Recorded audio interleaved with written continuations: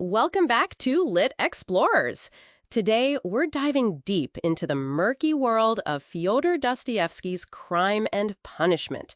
A heavy hitter, I know, but totally worth the journey. Absolutely, Alex. Dostoevsky, born in 1821, was a master of psychological realism.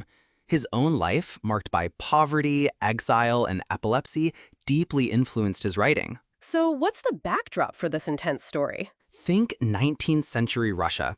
Immense social inequality, a rigid class system, and burgeoning radical ideas. Intellectuals were debating nihilism, utilitarianism, all these isms questioning traditional morality. It was a breeding ground for revolutionary thought. And Crime and Punishment captured that perfectly. It was initially published in serial form in The Russian Messenger in 1866. The novel immediately struck a chord, sparking intense debate and solidifying Dostoevsky's place as a literary giant. It's a book that continues to challenge readers today. So, Sam, where does the story actually begin? We're introduced to Rodion Raskolnikov, a former student in dire straits, scraping by in the sweltering heat of St. Petersburg.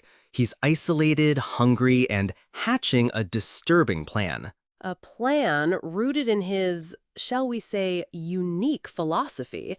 Can you elaborate on his theory of extraordinary men? Raskolnikov believes that certain individuals are above the law, that their potential contributions to society justify transgressions, even murder. He sees himself as one of these extraordinary men, destined for greatness. And this twisted logic leads him To the premeditated murder of an elderly pawnbroker, Alyona Ivanovna. He justifies it by deeming her a parasite, someone who exploits the vulnerable. Tragically, her sister Lizaveta happens to be there, and she becomes a second victim. I'm being vague to avoid major spoilers, of course. It's crucial to understand that the act itself isn't the end of the story, is it? Absolutely not. The murder triggers an immediate and intense psychological breakdown. Raskolnikov is plagued by guilt, paranoia, and a debilitating fever. The rest of the novel explores the consequences of his actions on his psyche. Let's dive into the themes, starting with guilt. Raskolnikov's guilt is almost a character in itself, isn't it? It manifests physically and psychologically, driving him to the brink of madness. Absolutely. And it's fascinating how Dostoevsky portrays the internal conflict. Raskolnikov believes he's above conventional morality, an extraordinary man, but his conscience betrays him. It's the classic battle between intellect and innate human decency. Exactly. And that internal struggle leads us to the theme of redemption. Is redemption even possible for someone like Raskolnikov? Dostoevsky seems to suggest that it is, but only through immense suffering and genuine remorse. It's a painful process, and Sonia plays a crucial role here, guiding him towards that path. We also can't forget the ever-present themes of poverty and justice. These aren't just background details, they're driving forces behind Raskolnikov's actions and the societal commentary Dostoevsky is making. Hello, Sam. Raskolnikov is incredibly complex. He's intelligent, proud, but also deeply alienated. He sees himself as above the law, an extraordinary man, almost like a Nietzschean Übermensch. Exactly. He believes he's justified in committing the murder for some greater good, but his pride clashes with his poverty and the squalor he lives in, creating this intense internal conflict.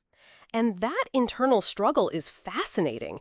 He's constantly battling his conscience, rationalizing his actions, and yet the guilt eats away at him. Is he a victim of circumstance, driven to desperation by poverty? Or is he truly evil? That's the question Dostoevsky forces us to confront. His motivations are a mix of rational calculation, like believing he can use the pawnbroker's money for good, and irrational impulses fueled by his warped sense of self. He's a walking contradiction. Alex, Sonia Marmeladova, is crucial. She embodies compassion, offering Raskolnikov unconditional love and a path to redemption through faith. Her own suffering makes her uniquely capable of understanding his. And then there's Porfiry Petrovich, the investigating magistrate. He's not just trying to solve a crime, he's engaging in a psychological cat-and-mouse game with Raskolnikov, probing his mind and conscience. It's fascinating how he uses reverse psychology. Right. And let's not forget Svidrigailov, Raskolnikov's dark double. He represents the potential consequences of Raskolnikov's nihilistic ideas taken to their extreme. He is a truly sinister character. These supporting characters are so important, aren't they? They aren't just plot devices. They're integral to understanding Raskolnikov's internal conflict and the broader themes of the novel. They act as foils, highlighting different aspects of morality and the human condition. Absolutely. And Sonya's character is so pivotal.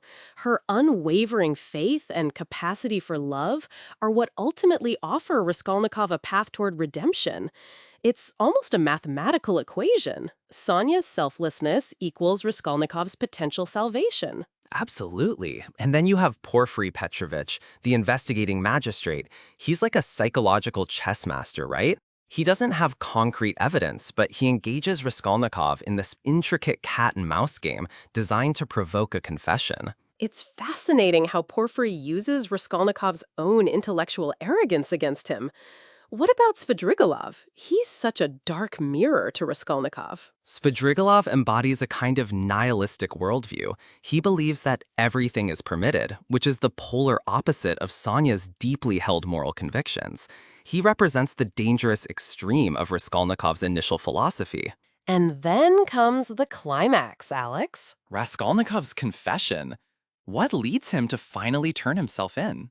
It's a complex mix of guilt, Sonya's influence, and perhaps a subconscious desire for punishment. He confesses and faces trial. What's interesting is the relative leniency of his sentence, right? Exactly.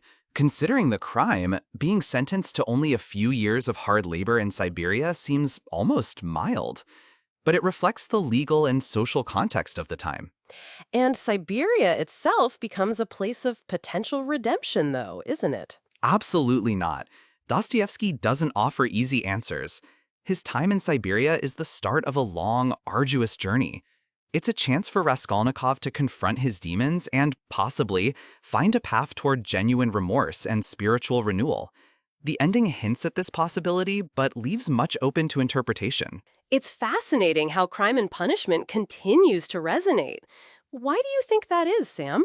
I think it's the deep dive into the human psyche.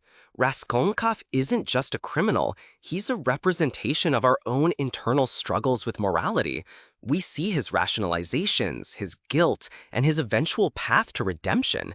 It's a raw, honest portrayal of the human condition. Absolutely. And those themes, guilt, morality, redemption, they're universal. We all grapple with them in some form. The novel presents a complex moral equation, doesn't it? Is it ever justifiable to commit a crime for a greater good? Exactly. And Dostoyevsky doesn't offer easy answers. He forces us to confront these uncomfortable questions. Plus, the psychological depth is incredible. Raskolnikov's descent into madness, his paranoia, it's all so vividly portrayed. It's a testament to Dostoyevsky's understanding of human psychology. It's fascinating how Dostoyevsky explores moral ambiguity. Raskolnikov isn't purely evil. He's a complex mix of motivations. Do you think that's why the novel still resonates? Absolutely. We live in a world of gray areas, and Crime and Punishment forces us to confront that. It asks us to consider the consequences of our actions, not just legally, but morally and psychologically. And it really delves into the psychology of crime, doesn't it? Raskolnikov's descent into madness, his paranoia and guilt, it's a powerful depiction of the human mind under extreme pressure. It shows the capacity for both immense good and terrible evil within a single person. Exactly. And I think it highlights the importance of empathy. Even when judging someone like Raskolnikov, we need to try to understand the circumstances that led him to commit his crime. Not to excuse it, but to truly understand it. That's what makes the novel so enduring, I think. Absolutely, Sam. And to our listeners, we highly encourage you to delve into Crime and Punishment yourself. It's a challenging but incredibly rewarding read. Definitely. For those interested in further exploration, check out some critical essays on Dostoyevsky's use of symbolism, particularly the recurring motif of light and darkness, representing Raskolnikov's fluctuating moral state. And consider the philosophical underpinnings. Existentialism, with its emphasis on individual freedom and responsibility, resonates strongly within the novel. Raskolnikov's actions are, in a way, an extreme experiment in existential thought. Precisely. And don't forget the social commentary. Dostoyevsky masterfully portrays the squalor and desperation of 19th century St. Petersburg, highlighting the societal factors that contribute to Raskolnikov's crime. It's a novel that continues to provoke discussion and inspire new interpretations. Its exploration of morality, guilt, and the possibility of redemption remains powerfully relevant in our own time. Thanks for joining us today. Until next time!